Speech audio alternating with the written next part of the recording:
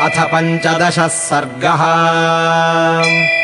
बृहस्पतेस्तुल्यमतेर्वचस्तन्निशम्य यत्रेण विभीषणस्य ततो महात्मा वचनम् बभाषे तत्रेन्द्रजिन्नैरृतयूथमुख्यः। किन्नामते तात कनिष्ठवाक्यमनर्थकम् वै बहुभीतवच्च। अस्मिन् कुले योऽपि भवेन्न जातः सोऽपीदृशम् नैव वदेन्न कुर्यात्। सत्त्वेन वीर्येण पराक्रमेण धैर्येण शौर्येण च तेजसा च एकः कुलेऽस्मिन् पुरुषो विमुक्तो विभीषणस्तात कनिष्ठ एषः। किम् नाम तौ मानुषराजपुत्रावस्माकमेकेन हि राक्षसेन सुप्राकृतेनापि निहन्तुमेतौ शक्यौ कुतो भीषयसे स्म भीरो। त्रिलोकनाथो ननु देवराजः शक्रो मया भूमितले निविष्टः। भयार्पिताश्चापि दिशः प्रपन्नाः सर्वे तदा देवगणाः समग्राः।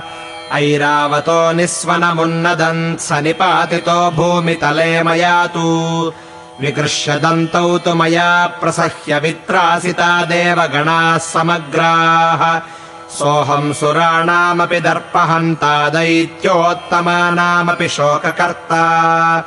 कथम् नरेन्द्रात्मजयोर्न शक्तो मनुष्ययोः प्राकृतयोः सुवीर्यः। अथेन्द्रकल्पस्य दुरासदस्य महौजसस्तद्वचनम् निशम्य ततो महार्थम् वचनम् बभाषे विभीषणः शस्त्रभृताम् वरिष्ठः। न तात मन्त्रे तव निश्चयोऽस्ति बालस्त्वमद्याप्यविपक्वबुद्धिः। तस्मात् त्वयाप्यात्मविनाशनाय वचोऽर्थहीनम् बहु विप्रलप्तम्। पुत्रप्रवादेन तु रावणस्य त्वमिन्द्रजिन्मित्रमुखोऽसि शत्रुः।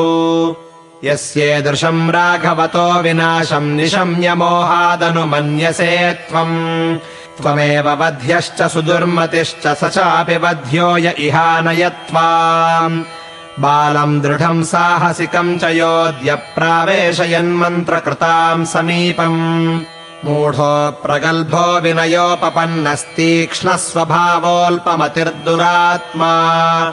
मूर्खस्त्वमत्यन्तसुदुर्मतिश्च त्वमिन्द्रजिद्बालतया ब्रवीषि।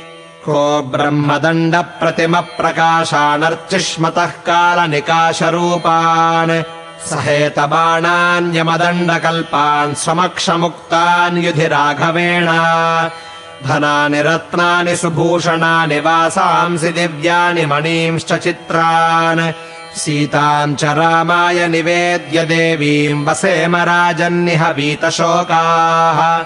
इत्यार्षे श्रीमद् रामायणे वाल्मीकीये आदिकाव्ये युद्धकाण्डे 15 सर्गः।